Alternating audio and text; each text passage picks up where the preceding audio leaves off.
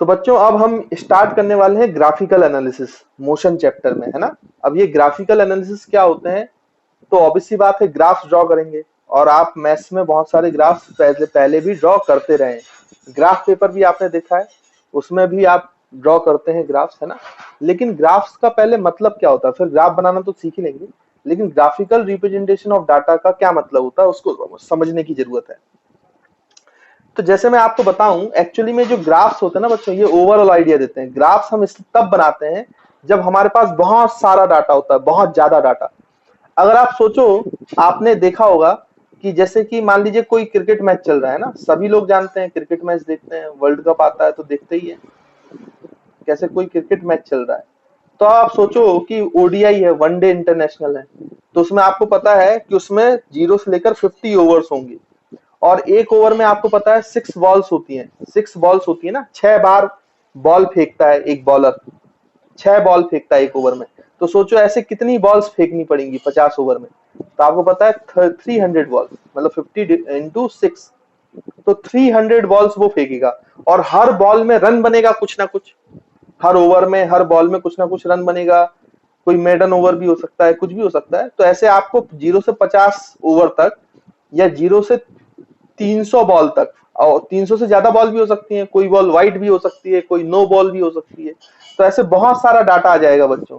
अब आपको अगर उसको समझना है, जैसे किसी ने मैच नहीं देखा है लेकिन उसको एनालिसिस चाहिए, तो वो इतना सारा डाटा अगर रीड करेगा तब तो परेशान हो जाएगा, भाई कैसे मैच वेरी कर रहा था, ये कर रहा था। इतना टाइम थोड़ा ना होता है किसी के पास। आप तो ये चाहते हो ना कि डाटा कितना भी ज्यादा हो लेकिन मुझे तुरंत समझ में आ जाए, चीजों को देखकर समझ में आ जाए, मेरा टाइम वेस्ट ना हो। कोई भी इंसान नहीं चाहता कि उसका ज्यादा टाइम वेस्ट हो, उसको जल्दी से चीजों को समझ में आ जाए। तो अगर आप सोचो कि इसका ग्राफ बन गया है, जैसे आपने टीवी में देखा होगा, आप कभी कभी बीच में टीवी देखते हैं तो आपको पुराना पता नहीं चलता है कि कैसे रन्स बने, क्या रन्स बने, लेकिन उसी के बाद ग्राफ्स आ जाते हैं बच्चों। देखो, तो उसमें एक ग्राफ ऐसे आता है, ऐसे आप बिल्डिंग्स बनी होती है, बिल्डिंग्स, ये 1 ओवर में 10, ये 5 रन, ये 6 रन, ये 7 रन, ये 10 रन। तो ऐसे किसी ओवर में बड़ी बिल्डिंग होती है, किसी ओवर में बिल्डिंग होती ही नहीं, मतलब वो ओवर मेडन हो गया। किसी ओवर में बहुत बड़ी बिल्डिंग होती है, मतलब उसमें बहुत ज्यादा रन्स बन गए। ऐसे आपने देखे होंगे ना, ऐसे आपने देखा होगा डेफिनेटली। ये 1 ओवर, ये 2 ओवर, ये 3 ओवर। तो यहाँ पे एक्स एक्सिस में ओवर ले लेते हैं और वाई एक्सिस में रन्स ले लेते हैं। तो आपने इस पूरे डाटा को नहीं देखा, आपने सिर्फ ये ग्राफ देख लिया, तो आपको एक ओवरऑल आइडिया मिल गया कि अच्छा ऐसे ऐसे ऐसे ऐसे रन्स बने। यानी कि ग्राफ का मीनिंग, ग्राफ हमारे लिए कब यूजफुल है, जब हमारे पास बहुत ज्यादा डाटा होता है और बहुत ज्यादा डाटा को हम डायरेक्टली एनालाइज नहीं कर सकते हैं। अगर हमें ओवरऑल आइडिया चाहिए तो हम क्या बना लेते हैं बच्चों, ग्राफ बना लेते हैं। या फिर आपको क्रिकेट मैच में ऐसा भी ग्राफ दिखा होगा, भाई रन कैसा बन रहा है, दो टीमों को कंपेयर भी कर सकते हो आप। एक इस तरीके से ग्रीन कलर की लाइन है, यहाँ पे डॉट डॉट बने होते हैं, मतलब विकेट गिर रहे हैं। फिर एक दूसरे टीम का होता है तो पता चलता है कि ये टीम आगे चल रही है पहले टीम से, ये ए टीम का ग्राफ था, ये बी टीम का ग्राफ था। इस तरीके से एनालिसिस हो जाती है, तो आप समझ जाते हो कि ए और बी टीम में क्या अंतर आ रहा है।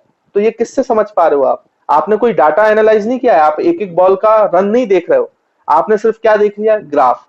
तो ग्राफ का मतलब क्या हुआ, ग्राफ का सिंपल सा मतलब ये हुआ, ग्राफिकल रिप्रेजेंटेशन ऑफ डाटा का मतलब ये है कि जब आपके पास बहुत ज्यादा डाटा होता है, ह्यूज अमाउंट में डाटा होता है, लार्ज अमाउंट में डाटा होता है, तो उसको आप क्या नहीं कर सकते बच्चों, उसको वन बाई वन प्रोसेस करने में बहुत समय लग जाएगा। लेकिन उसी की जगह उसका ग्राफ बना हुआ मिल जाए हमें, तो ग्राफ से हम देख कर बता देंगे कि ओवरऑल चल क्या रहा है।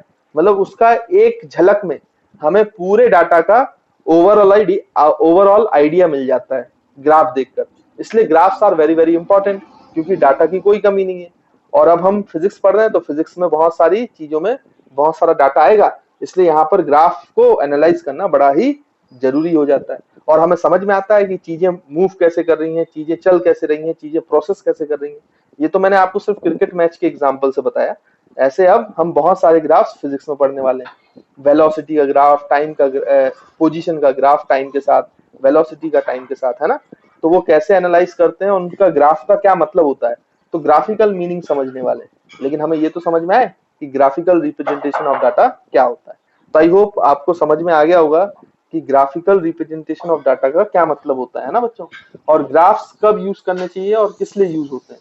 तो मैं यहाँ पर एक स्टेटमेंट भी लिख देता हूँ, इसको भी आप लिख लेंगे कि graph graphs gives graph give us graphs give us overall idea of any situation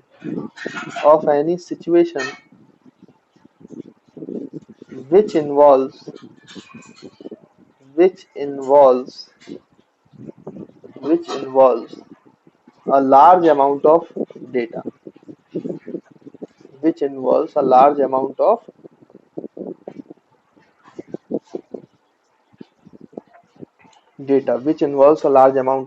data तो आई थिंक आपको बच्चों ग्राफ्स क्यों यूज किए जाते हैं, कब यूज करना चाहिए, ये बात क्लियर होगी। और ग्राफिकल रिप्रेजेंटेशन ऑफ डाटा क्या है ये भी आपको समझ में आया होगा। तो बच्चों ये तो अपन को समझ में आ गया। अब फिजिक्स में जब हम ग्राफ पढ़ेंगे तो उनकी क्या मीनिंग है, उनको कैसे रीड करेंगे वो हम समझते हैं। तो बेसिकली ग्राफ में दो एक्सिस हैं हमारे पास।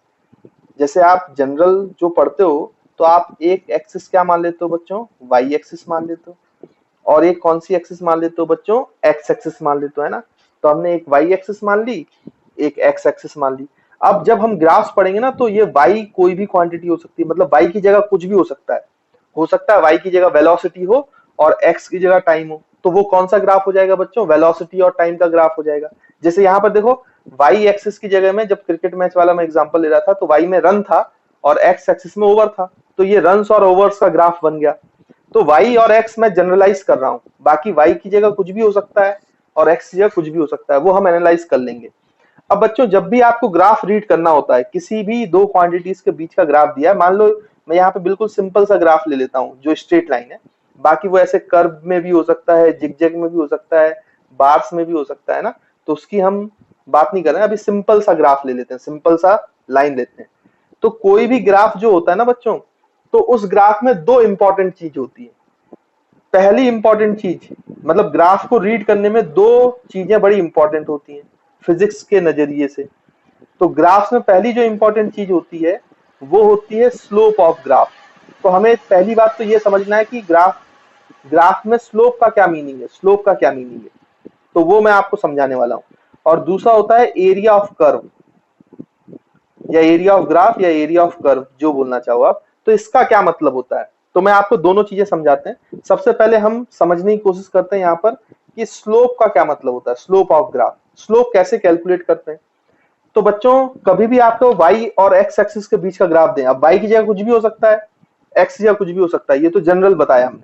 तो अगर आपको दो पॉइंट पता हो, एक पॉइंट A पता हो और एक पॉइंट B पता हो, और दोनों के कोऑर्डिनेट्स पता हो, तो B के मान लीजिए x कोऑर्डिनेट x2 है, y कोऑर्डिनेट y2 है, और A का x कोऑर्डिनेट x1 है, y कोऑर्डिनेट y1 है।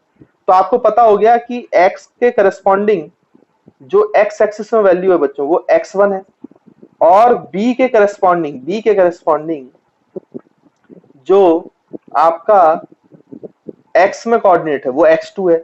वैसे A के करस्पॉन्डिंग y में जो वैल्यू है बच्चों वो y1 है, और y के करस्पॉन्डिंग y में जो वैल्यू है बच्चों वो y2 है। तो आई होप आपको ये बात क्लियर हो गई। तो इसमें आप यहाँ पे देखो तो ये a से लेके b तक का जो x की वैल्यू है, a से b तक के बीच की वैल्यू, तो देखो ये बच्चों क्या है, x2 माइनस x1, देखो x2 माइनस x1, फिर से देखो x2 माइनस x1, है ना। तो समझ में आ रहा हो, इसको डेल्टा x भी लिख सकते हैं। तो a से लेके b तक में x की वैल्यू, x का चेंज वो कितना हो जाएगा बच्चों, x2 माइनस x1। समझ में आ रहा होगा, इसमें कोई दिक्कत नहीं होनी चाहिए, ठीक। और वैसे ही आप a से लेके b तक y में चेंज देखो, y में, तो ये है y2, ये y2 है ना बच्चों, ये y2 है, ये y1 है, तो y2 में से y1 घटा दो, देखो कितना बचेगा, a से b तक का y का डिस्प्लेसमेंट, तो ये हो जाएगा डेल्टा y, जिसको आप लिख सकते हो y2 माइनस y1। अब हमारे पास ये ग्राफ है, हमें दो पॉइंट्स अगर पता है, किसी भी ग्राफ में दो पॉइंट्स पता है, तो हमें डेल्टा x पता चल गया, x2 माइनस x1, हमें डेल्टा y पता चल गया दोनों पॉइंट्स के बीच का, y2 माइनस y1। तो उसमें जो स्लोप को बच्चों डिफाइन किया गया है, स्लोप डिफाइन किया गया है, तो स्लोप कैसे डिफाइन किया गया, slope is the ratio of change in y axis between the two points upon change in x axis between that two points, मतलब दो पॉइंट्स के बीच का चेंज y का रेशियो किसके साथ, उन दोनों पॉइंट्स में x के चेंज के साथ। तो जब आप रेशियो लेते हो तो इस रेशियो को स्लोप कहा जाता है बच्चों। यानी स्लोप का फॉर्मूला हो गया y2 minus y1 divide by x2 minus x1। तो आई होप आपको स्लोप की डेफिनेशन बच्चों क्लियर होगी कि किसी भी ग्राफ में स्लोप कैसे निकालते हैं। तो किसी भी ग्राफ में स्लोप निकालने का तरीका है कि हमें दो पॉइंट्स पता होने चाहिए, तो उसमें जो y एक्सिस में क्वांटिटी होगी उसके चेंज का रेशियो जो x एक्सिस में क्वांटिटी है उसका चेंज दोनों पॉइंट्स के बीच में, उनका जो रेशियो लोगे आप उसी को हम स्लोप कहेंगे। उसी को बच्चों हम क्या कहेंगे, स्लोप कहेंगे। तो आई थिंक आपको समझ में आया होगा कि स्लोप ऑफ ग्राफ का क्या मतलब होता है। तो this is the meaning of slope. तो किसी भी ग्राफ में अगर आपको स्लोप निकालना है तो आपको कम से कम कितने पॉइंट्स चाहिए बच्चों, दो पॉइंट्स चाहिए। तो एक पॉइंट के कोऑर्डिनेट x2 y2 हो जाएंगे और दूसरे पॉइंट के कोऑर्डिनेट x1 y1 हो जाएंगे। तो आप दोनों के y का चेंज का रेशियो x के चेंज के साथ लोगे तो आपको स्लोप मिल जाएगा, मतलब y2 minus y1 upon x2 minus x1। तो इस तरीके से हम आगे चलकर ग्राफ्स में स्लोप निकालेंगे और फिर देखेंगे कि ये स्लोप हमें क्या इंफॉर्मेशन देता है। तो अभी तो आपको मैंने बस ये समझाया कि स्लोप निकाला कैसे जाता है किसी भी ग्राफ में।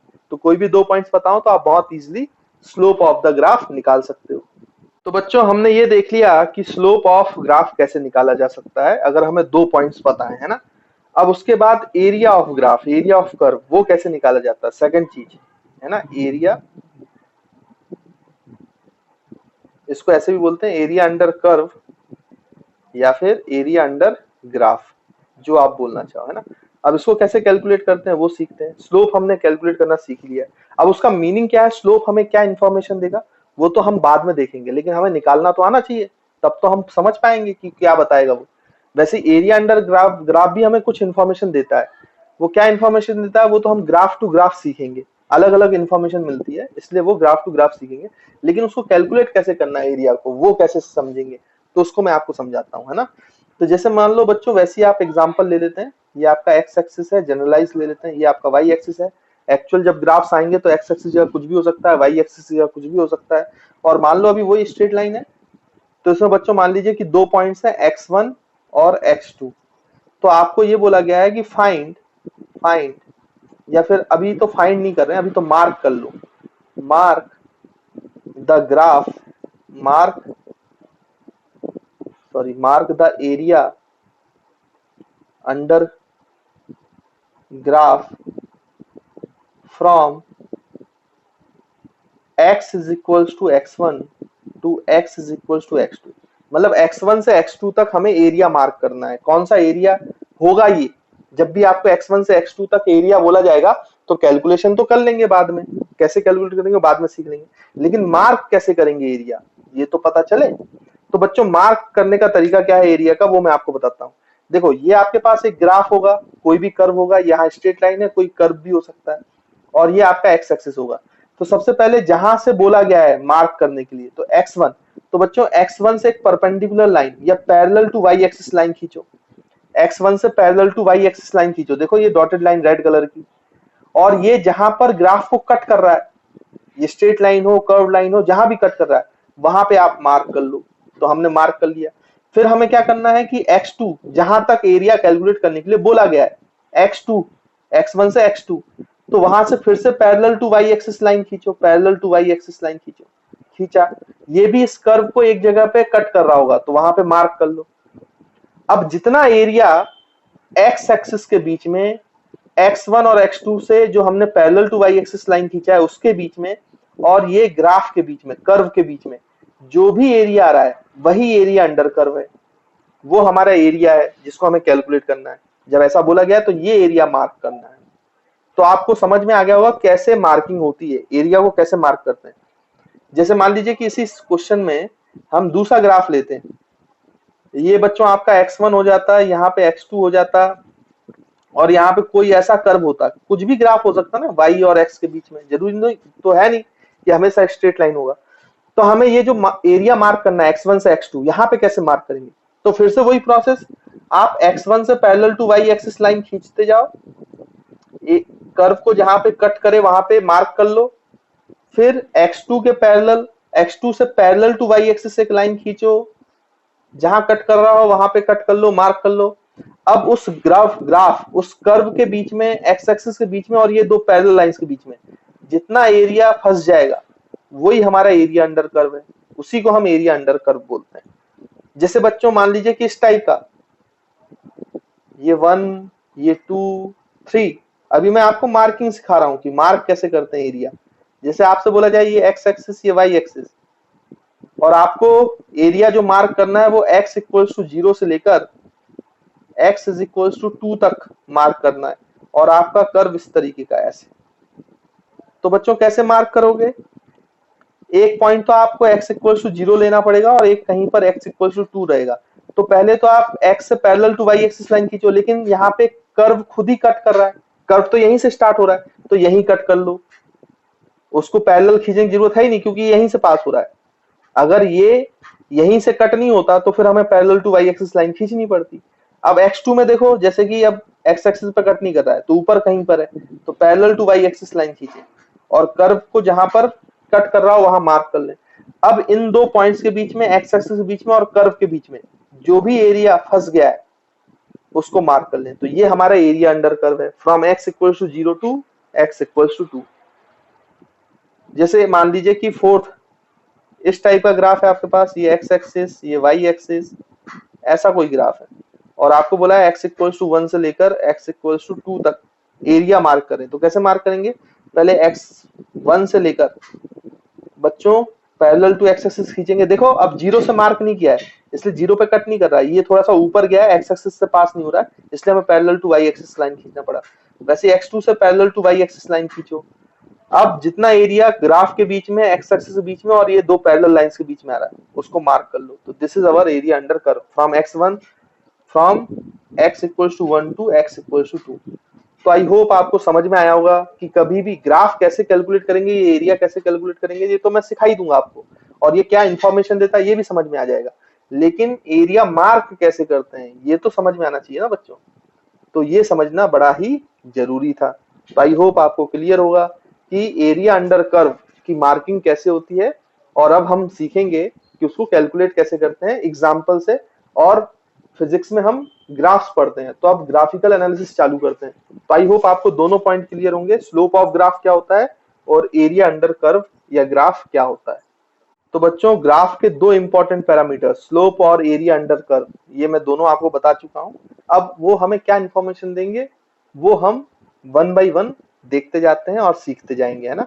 और ग्राफ को कैसे रीड करते हैं, उसका क्या मतलब होता है वो भी हमें समझ में आता जाएगा। ठीक, तो यहाँ पे आप हेडिंग डाल लो graphical analysis of motion.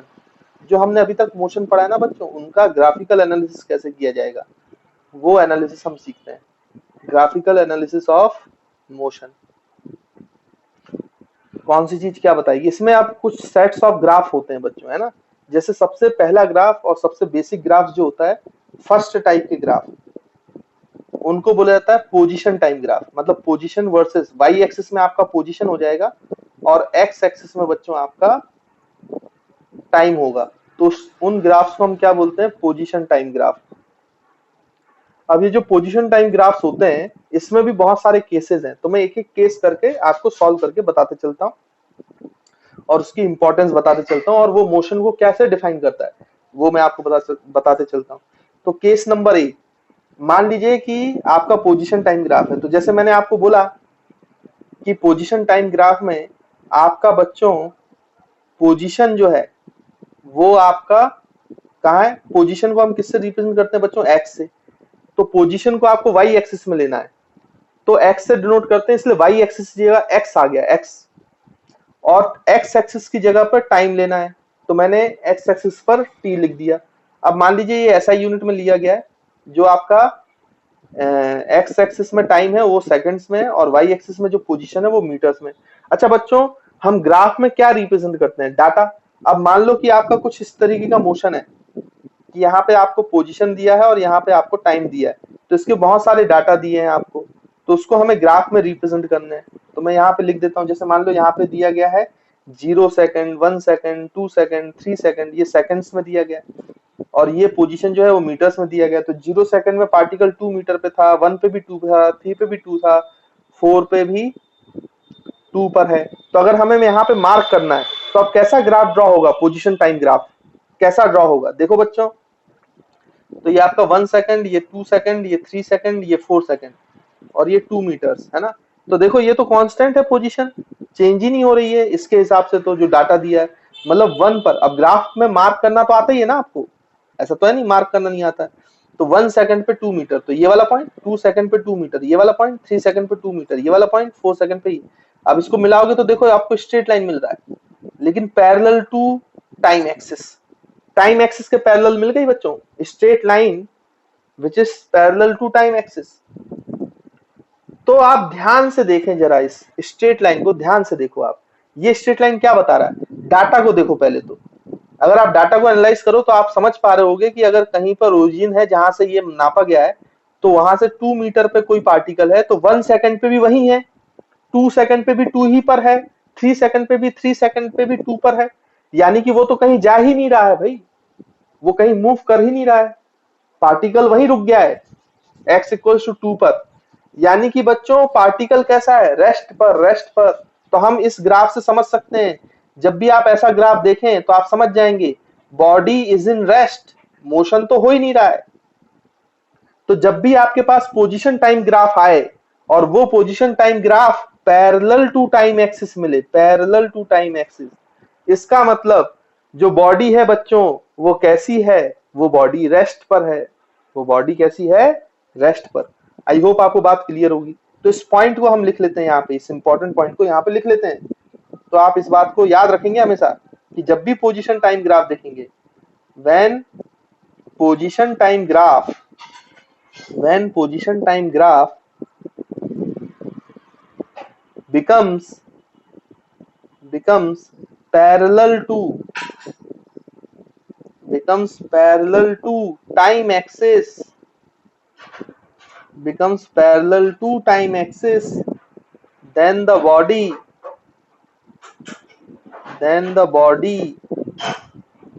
is said to be in rest। तब बॉडी रेस्ट पे रहेगी। मतलब ग्राफ देख के आप सिचुएशन समझ गए कि बॉडी कर क्या रही है, इसी को तो एनालिसिस बोलते हैं बच्चों, ग्राफ की। तो कभी भी आपको पोजीशन टाइम ग्राफ का जो ग्राफ है वो अगर पैरेलल टू टाइम एक्सिस आ जाए तो आप समझ जाएंगे कि एक्चुअली में बॉडी मूव ही नहीं कर रही है, वो हमेशा रेस्ट में, क्योंकि हर टाइम तो उसकी पोजीशन कांस्टेंट है, पोजीशन चेंज ही नहीं हुई, तो वो कहीं जा भी नहीं रहा है, तो बॉडी इज इन रेस्ट। तो आई होप बच्चों आपको ये एनालिसिस क्लियर होगा और समझ में आया होगा। तो देखिए बच्चों ये एक प्रकार का सिचुएशन हो सकता है, तो वो मैंने आपको बता दिया। अब सेकंड पार्ट, बी सिचुएशन देखते हैं वो क्या हो सकती है। तो देखो यहाँ पर जो आपको डाटा है वो कुछ इस टाइप का भी मिल सकता है। ये आपकी पोजीशन है, पोजीशन टाइम ग्राफ बनाना, तो x सेंटीमीटर, टाइम आपका सेकंड्स में है, और यहाँ पे हम कुछ अलग डाटा ले लेते हैं। अभी जो डाटा लिया उसको हमने एनालाइज कर लिया। यहाँ पे मान लो 0 second, 1 second, 2 second, 3 second, 4 second, और यहाँ पे ऐसा मान लो बच्चों कि यहाँ पे 0 सेकंड पे पार्टिकल 0 मीटर्स पे था, 1 सेकंड पे 2 मीटर्स पे आ गया, 2 सेकंड पे 4 मीटर्स पे आ गया, ये 6 पे आ गया, 8 पे आ गया। इस टाइप का कुछ मोशन हो रहा है, मतलब इस तरीके से पोजीशन चेंज हो रही है ना। पहले तो पोजीशन फिक्स थी, तो ऐसा मोशन भी हो सकता है। अब इसको ग्राफ में देखते हैं ये कैसा दिखाई देगा हमें ग्राफ में। तो देखो बच्चों अगर हम यहाँ पे देखें तो ये आपका क्या हो गया बच्चों, एक्स एक्सिस में कौन सा वेरिएबल आएगा, टाइम, और वाई एक्सिस में कौन सा वेरिएबल आएगा, एक्स, क्योंकि हम पोजीशन टाइम ग्राफ बना रहे हैं ना, XT graph. Position time graph को एक्सटी ग्राफ्स भी बोलते हैं ना, याद रखेंगे पोजीशन टाइम ग्राफ्स को एक्सटी ग्राफ भी बोला जाता है। तो देखिए बच्चों अब हम ग्राफ ड्रॉ करते हैं।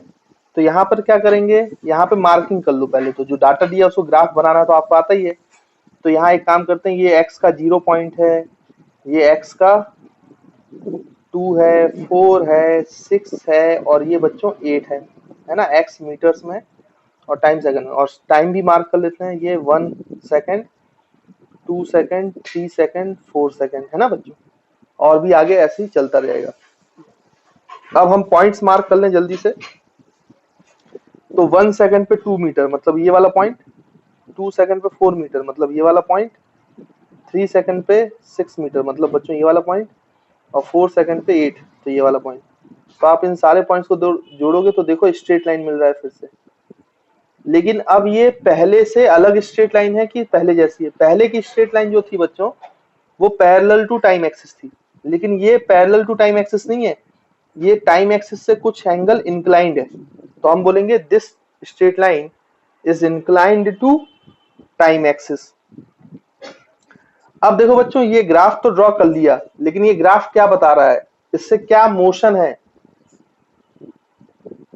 तो देखिए बच्चों ये जो स्ट्रेट लाइन बनी है ये आपका इंक्लाइन टू टाइम एक्सिस है ना, पैरेलल टू टाइम एक्सिस नहीं है।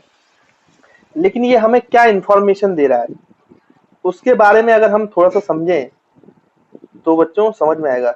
ये थोड़ा सा इस साइड ऐसे बनाना चाहिए अपन को, ये 4 में जाके ये वाली डॉट लाइन, ये 6 वाली है ना, तो ये 6 पे 3, ये 4 पर 2 और ये 2 पर 1 है ना। अब हमें ये क्या इंफॉर्मेशन देता है ये ग्राफ, उसको हम चेक करते हैं, ठीक है बच्चों। तो यहाँ पर एक लाइन खींच लेते हैं और इस साइड अब एनालिसिस करते हैं। तो देखो मैंने अभी आपको स्लोप ऑफ ग्राफ बनाना सिखाया था, तो एक काम करो इसका स्लोप निकालते हैं अपन। एक काम करते हैं इसका बच्चों, क्या निकालते हैं? स्लोप। तो एक काम करो इसको 0 पॉइंट मान लो, ये वाला पॉइंट जो है इसको ए मान लो, ये वाला पॉइंट जो है बी मान लो, ये वाला पॉइंट जो है उसको सी मान लो बच्चों, और ये वाला पॉइंट जो है वो डी मान लो।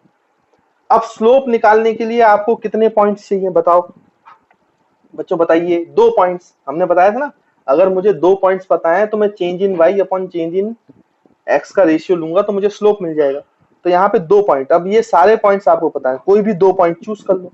जैसे बच्चों मैं 0 से डी चूज कर लेता हूँ, एक पॉइंट 0 चूज कर लेता हूँ और एक पॉइंट डी चूज कर लेता हूँ। देखो यहाँ पर तो मुझे इस ग्राफ का स्लोप निकालना है, बी केस में स्लोप। तो बच्चों जो स्लोप होता है वो आपको पता है डेल्टा वाई का चेंज अपॉन डेल्टा एक्स का चेंज। लेकिन यहाँ पे वाई की जगह कौन ले रहा है? इस ग्राफ की अगर बात करें तो यहाँ वाई एक्सिस में वाई नहीं है, वाई एक्सिस में एक्स है। तो एक्चुअली में स्लोप को क्या लिखना चाहिए? डेल्टा एक्स अपॉन, और एक्स एक्सिस में टाइम है तो यहाँ पे नीचे डेल्टा एक्स की जगह डेल्टा टी आना चाहिए। मतलब ये होगा x2 minus x1 divide by t2 minus t1। अब हमें 2 पॉइंट चूज करना है, तो फर्स्ट पॉइंट किसको चूज करो? तो फर्स्ट पॉइंट आप चूज कर लो बच्चों 0 वाले पॉइंट को, और सेकंड पॉइंट चूज कर लो बच्चों किसको? डी वाले पॉइंट को। यानी डी के करस्पॉन्डिंग जो वैल्यूज हैं, डी के करस्पॉन्डिंग जो वैल्यूज, अब डी के कोऑर्डिनेट्स बोलो बच्चों, डी के कोऑर्डिनेट्स। तो देखो डी के कोऑर्डिनेट्स क्या है? डी का एक्स एक्सिस में मतलब टाइम एक्सिस में कोऑर्डिनेट है 4, तो डी के कोऑर्डिनेट हो गए 4, वाई एक्सिस में बच्चों 8 है तो 4, 8। और 0 पॉइंट के कोऑर्डिनेट क्या है? 0 तो ओरिजिन है, वहां पे एक्स और टाइम दोनों ही 0 है, देखो 0 0, तो इसके कोऑर्डिनेट होगा 0 0 ओ वाले पॉइंट के। तो बच्चों फर्स्ट पॉइंट हमने ये माना, तो ये जो है हमारा, ये आपका x1 हो गया, मतलब ऐसा लिखना चाहिए, पहले x एक्सिस वाला पॉइंट लिखना t1, x1, और ये वाला जो d वाले कोऑर्डिनेट हो गए, ये सेकंड पॉइंट है तो ये हो गया आपका t2, x2। तो हमें t1 x1 t2 x2 सब मिल गए, तो यहाँ पे स्लोप निकाल सकते हैं बच्चों। देखो स्लोप, तो निकालिए स्लोप। तो हम स्लोप निकाल रहे हैं 2 पॉइंट्स के बीच में, 0 एंड डी, 0 और डी के बीच का स्लोप निकाल रहे हैं 2 पॉइंट्स के बीच का। तो यहाँ पे बच्चों हम लिखेंगे x2 माइनस x1, तो x2 कितना है देखो बच्चों 8, माइनस x1 कितना है बच्चों 0, तो 8 माइनस 0 अपॉन t2 कितना है बच्चों, देखो d वाला टाइम 4, माइनस t1 वाला बच्चों ओ वाले पॉइंट का कोऑर्डिनेट, तो वो भी 0 है, इक्वल्स टू ये कितना हो जाएगा 8/4 विच विल बिकम 2 मीटर पर सेकेंड। तो देखो बच्चों आपका आंसर क्या है? देखो x की यूनिट क्या थी? x की यूनिट है मीटर, और टाइम की यूनिट क्या है बच्चों? सेकंड। तो इसकी यूनिट क्या आई? मीटर पर सेकंड। इसकी यूनिट क्या आई बच्चों? मीटर पर सेकंड। और मीटर पर सेकंड किसकी यूनिट होती है? आपको पता है मीटर पर सेकंड होती है वेलोसिटी। यानी कि हमें यहां से पता चला कि एक्चुअल में पोजीशन टाइम ग्राफ का जो स्लोप है बच्चों, पोजीशन टाइम ग्राफ का स्लोप वो हमें क्या देता है? वेलोसिटी देता है। देखो आपने स्लोप निकाला तो वेलोसिटी तो आ रही है, मतलब पोजीशन टाइम ग्राफ का स्लोप जो है वो बच्चों हमें वेलोसिटी का इंफॉर्मेशन देता है, वेलोसिटी का। तो कभी भी पोजीशन टाइम ग्राफ में अगर आपको वेलोसिटी निकालनी है तो आपको क्या निकाल लेना चाहिए? उसका स्लोप निकाल लेना चाहिए, तो उससे आपको वेलोसिटी मिल जाएगी। तो बच्चों हम ये समझ गए हैं कि जो स्लोप है, एक्स टी ग्राफ का जो स्लोप होता है वो हमें क्या देता है, वेलोसिटी देता है। वो हम अभी लिख लेंगे, ये हम पॉइंट याद रखेंगे। लेकिन अभी हम मोशन की चर्चा नहीं की है, ये मोशन किस प्रकार का मोशन है वो हमें देखना पड़ेगा। तो देखो एक काम करते हैं, एक जगह पे और स्लोप निकालो आप। तो देखो आप एक काम करो, ए से सी के बीच में निकालो बच्चों। एक पॉइंट ए मान लो और दूसरा पॉइंट आप सी मान लो, मतलब फर्स्ट वाला पॉइंट। कोई भी दो पॉइंट के लिए स्लोप निकाल सकते हैं ना। तो यहाँ पे मैं थोड़ा सा चेंज कर रहा हूँ। अब फर्स्ट पॉइंट में आपका ए मान लेता हूँ। तो ए का एक्स कोऑर्डिनेट मतलब टाइम कोऑर्डिनेट कितना है बच्चों, ए पर 1, कॉमा उसका वाई कोऑर्डिनेट मतलब एक्स कोऑर्डिनेट, तो वो कितना है 2। फिर इसमें सेकंड पॉइंट आप मान लो किसको बच्चों, सी को। उसके लिए स्लोप निकाल के देखते हैं, किसी भी दो पॉइंट्स के बीच में स्लोप निकाल सकते हैं ना, तो निकाल के देख लेते हैं जल्दी से। तो यहाँ पर आपका सी पॉइंट का जो टाइम एक्सिस का कोऑर्डिनेट है वो 3 सेकंड्स है, और जो आपका एक्स मतलब वाई की जगह है एक्स, उसका कोऑर्डिनेट है बच्चों 6 मीटर। तो देखो यहाँ पर ये जो है, ये आपका क्या हो गया बच्चों, सेकंड पॉइंट है, तो ये आपका हो गया T2 और कॉमा x2। और ये आपका ए वाले पॉइंट का इनिशियल पॉइंट है, तो ये हो गया आपका T1 कॉमा x1 है ना बच्चों। तो स्लोप निकालना बहुत आसान है, स्लोप निकालना तो अभी हमने सीखा है। तो अब स्लोप आप ए से सी पॉइंट के लिए निकाल रहे हो, तो देखो फॉर्मूला यही लगेगा, x2 minus x1 upon T2 minus T1। तो x2 है बच्चों 6 माइनस x1 वो है 2, डिवाइड बाई T2 है 3 माइनस T1 है 1। तो ये हो जाएगा बच्चों कितना 4/2, which is also equal to 2 metre पर सेकंड। देखो बच्चों फिर से 2 मीटर पर सेकंड आया है। आप ऐसे ही बी से सी निकाल के देखो, बी से डी निकाल के देखो, ए से सी निकाल के देखो, जीरो से बी निकाल के देखो, जीरो से सी निकाल के देखो, किसी भी दो पॉइंट्स को चूज करके स्लोप निकाल के देखो, हमेशा आंसर यही आएगा बच्चों 2 मीटर पर सेकंड। मैंने दो पॉइंट्स के लिए निकाल के दिखाया आपको 2 बार। आप ऐसे किसी भी पेयर को लो, किसी भी पॉइंट के पेयर को ले लो, आंसर हमेशा 2 मीटर पर सेकंड आएगा। घर पे आप करके देखना। तो इसका मतलब यह है कि इस पार्टिकल की जो वेलोसिटी है वो किसी भी इंटरवल के लिए 1 से 2 सेकंड हो, 1 से 3 सेकंड हो, 1 से 4 सेकंड हो, 3 से 4 सेकंड हो, किसी भी इंटरवल के लिए इसकी वेलोसिटी चेंज ही नहीं होती है। मतलब हम क्या समझे कि इसकी हमेशा वेलोसिटी कांस्टेंट है बच्चों, कांस्टेंट है। और कांस्टेंट वेलोसिटी का होने का क्या मतलब हुआ, कांस्टेंट रफ्तार का। देखो हमने मोशन पढ़ लिया है, तो इसका क्या एनालिसिस लगा, अगर वेलोसिटी कांस्टेंट है भाई, वेलोसिटी कांस्टेंट है, इसका मतलब जो मोशन है बच्चों वो यूनिफॉर्म है। वेलोसिटी कांस्टेंट है, वेलोसिटी चेंज नहीं हो रही है, तो बेसिकली एक्सेलरेशन भी जीरो है। वेलोसिटी चेंज नहीं होती तो एक्सेलरेशन जीरो होता है ना बच्चों। जब वेलोसिटी में चेंज आता है तब एक्सेलरेशन आता है। तो वेलोसिटी कांस्टेंट है तो एक्सेलरेशन जीरो है, मतलब आपका यूनिफॉर्म मोशन है। यूनिफॉर्म मोशन, जो बॉडी है वो कांस्टेंट वेलोसिटी के साथ चलती जा रही है, यूनिफॉर्म मोशन है। देखो ये इस चीज से भी समझ में आ रहा है कि पहले 1 सेकंड में 2 मीटर कवर किया, फिर दूसरे सेकंड में भी 2 मीटर कवर किया, तभी तो 2 प्लस 2 4 हुआ। फिर तीसरे सेकंड में फिर से 2 मीटर, चौथे सेकंड में फिर से 2 मीटर, मतलब वो इक्वल डिस्टेंस कवर कर रहा है इक्वल इंटरवल ऑफ टाइम में। ये तो यूनिफॉर्म मोशन होता है। तो हम ये बात अब समझ गए कि पहली बात तो, पहला पॉइंट तो ये समझ गए कि एक्सटी ग्राफ का जो स्लोप होता है वो हमें वेलोसिटी का आइडिया देता है। किसका आइडिया देता है बच्चों, वेलोसिटी का। और दूसरा पॉइंट हम ये समझे कि कभी भी कोई स्ट्रेट लाइन हो और अगर वो टाइम एक्सिस से इंक्लाइंड हो, पैरेलल नहीं बच्चों, टाइम एक्सिस से इंक्लाइंड हो, तो इसका मतलब वो जो मोशन कर रहा है बॉडी वो यूनिफॉर्म मोशन कर रहा है, मतलब उसकी वेलोसिटी हमेशा कांस्टेंट है और उस समय उसका एक्सेलरेशन जो है बच्चों वो जीरो है। तो आई होप आपको एनालिसिस समझ में आई है कि एक्सटी ग्राफ का ये सेकंड सिचुएशन कैसा है ना। तो ये जो दो पॉइंट्स मैंने आपको बताए हैं इनको जल्दी से लिख लेते हैं। तो यहाँ पे नोट करके लिख लेना चाहिए हमें। तो नोट, तो सेकंड केस में हमने दो चीजें सीखी। पहली चीज कि हम क्या लिख सकते हैं बच्चों, the slope of xt graph, slope of xt graph, xt graph मतलब position time graph, gives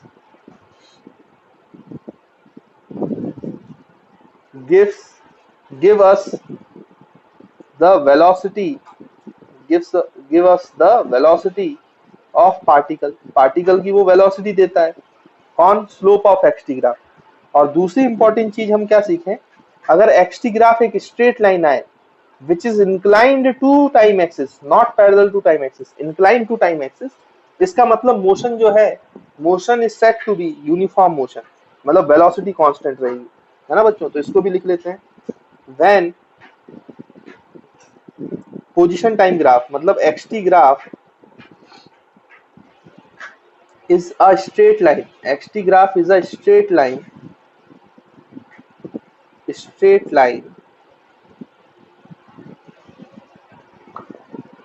inclined, parallel नहीं होना चाहिए बच्चों, इंक्लाइंड रहना चाहिए।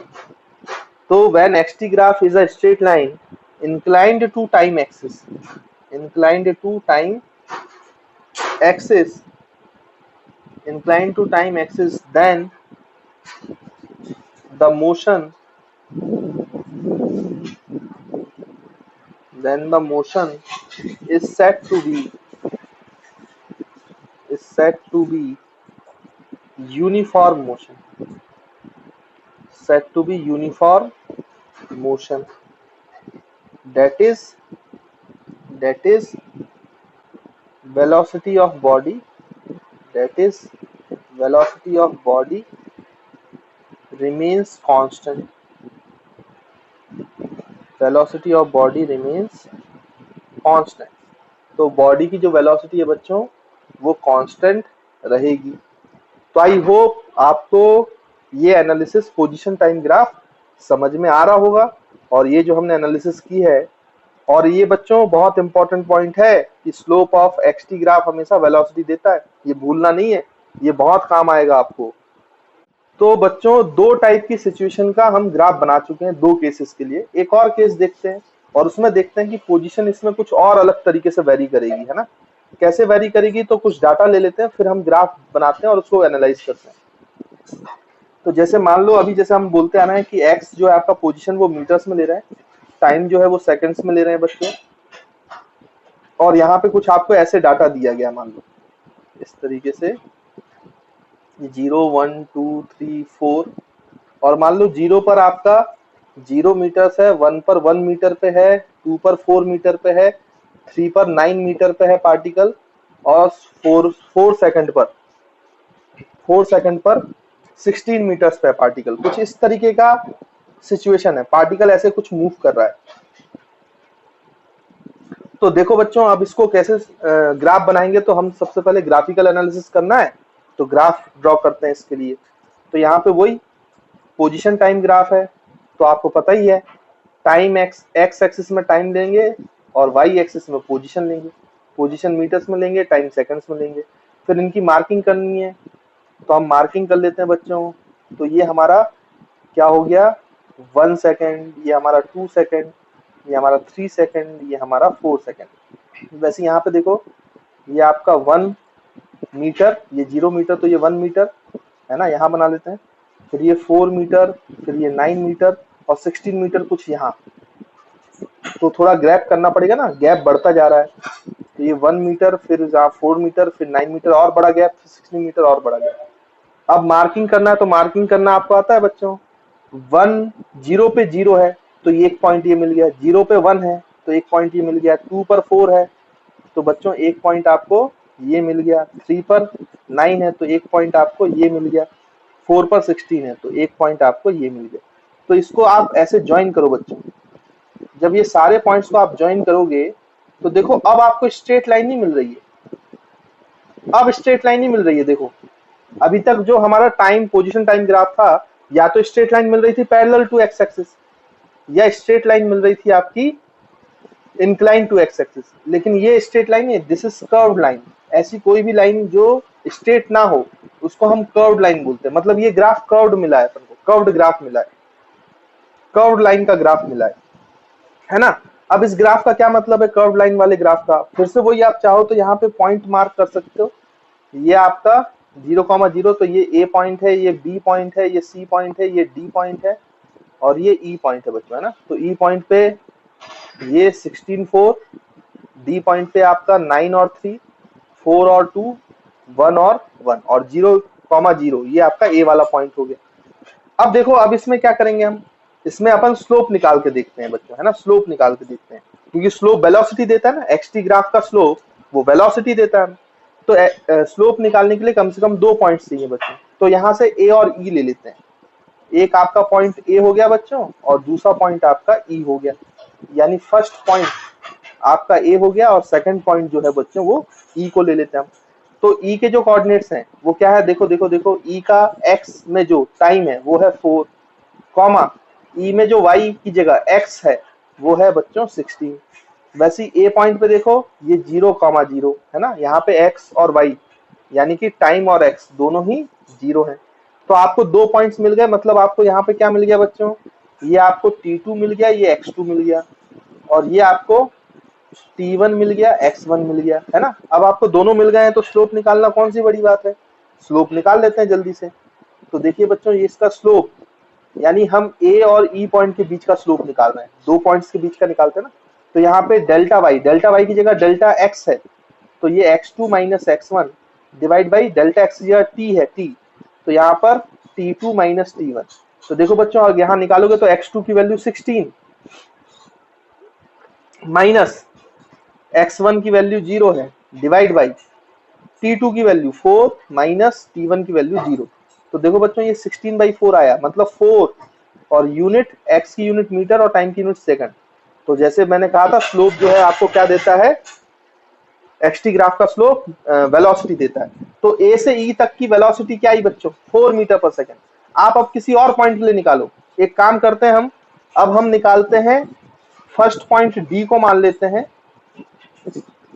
और सेकंड पॉइंट ई को मान लेते हैं। तो ई के कोऑर्डिनेट्स तो आपको पता है 4,0 और डी के कोऑर्डिनेट्स क्या है बच्चों, डी के करस्पॉन्डिंग एक्स एक्सिस में टाइम है वो 3 है, कॉमा वाई एक्सिस में जो एक्स है उसकी वैल्यू 9 है।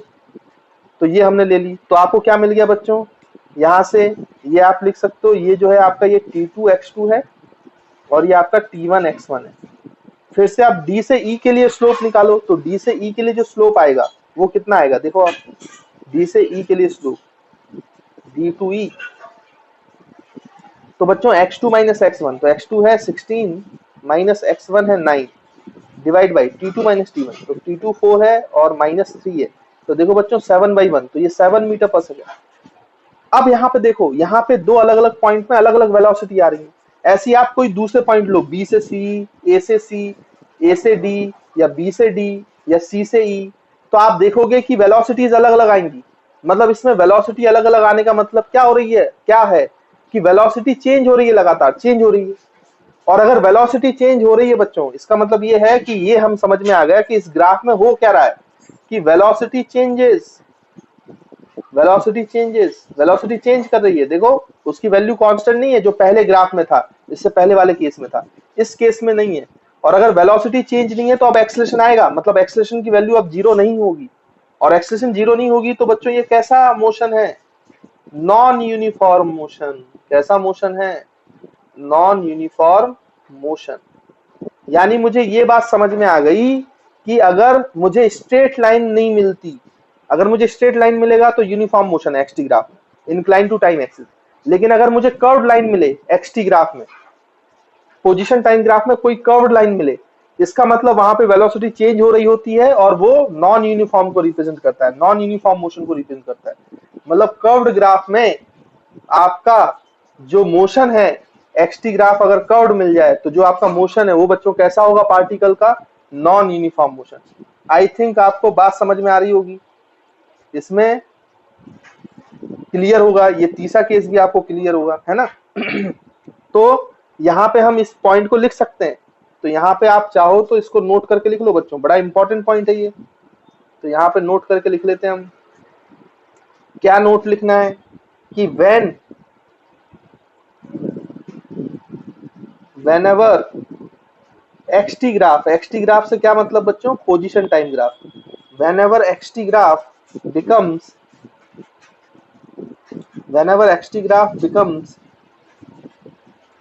whenever ft graphs becomes a curved line,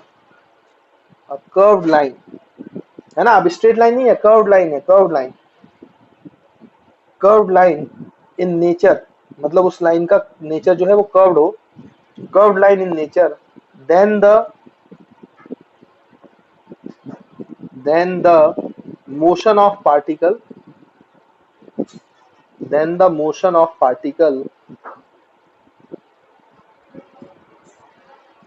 is said to be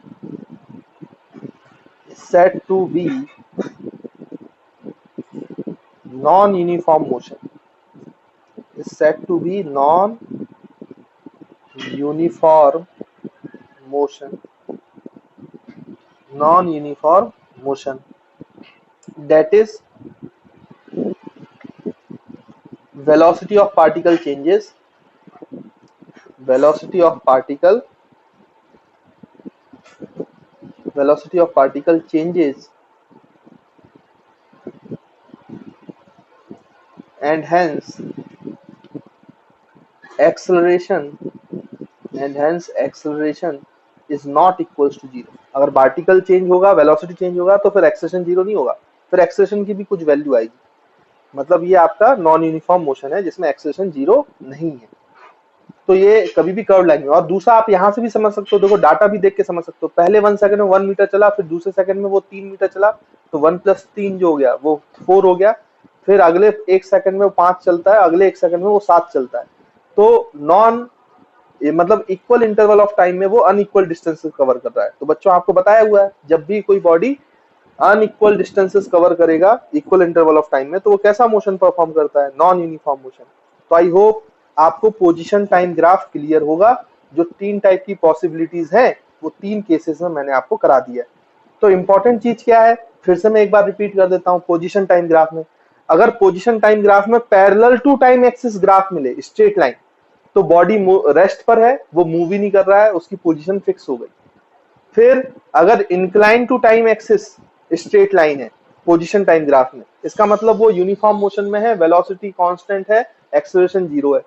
और अगर आपका कर्व्ड लाइन है एक्सटी ग्राफ, तो इसका मतलब उसमें वेलोसिटी चेंज हो रही है, नॉन यूनिफॉर्म मोशन है और एक्सेलरेशन जीरो नहीं होगा, यानी वो नॉन यूनिफॉर्म मोशन परफॉर्म कर रहा होगा। और सबसे इंपॉर्टेंट बात इन तीनों के अलावा कि एक्सटी ग्राफ में जो स्लोप होता है बच्चों, स्लोप होता है, वो हमें क्या देता है? Slope gives us the velocity of the particle, तो वो हमें वेलोसिटी देता है। तो कभी भी एक्सटी ग्राफ अगर आए आपको क्वेश्चन में और आपसे वेलोसिटी पूछा जाए, तो आपको हमेशा क्या निकालना चाहिए बच्चों? एक्सटी ग्राफ का स्लोप कैलकुलेट कर लेना चाहिए, स्लोप कैलकुलेट। तो आई थिंक आपको एक्सटी ग्राफ के बारे में काफी जानकारी अब मिल गई है। तो अब हम चालू करेंगे, इसके बाद 2 ग्राफ और बनते हैं, वीटी और एटी, तो उनको भी हम सॉल्व कर लेंगे, है ना बच्चों? तो इसको नोट कर लो, फिर आगे बढ़ते हैं।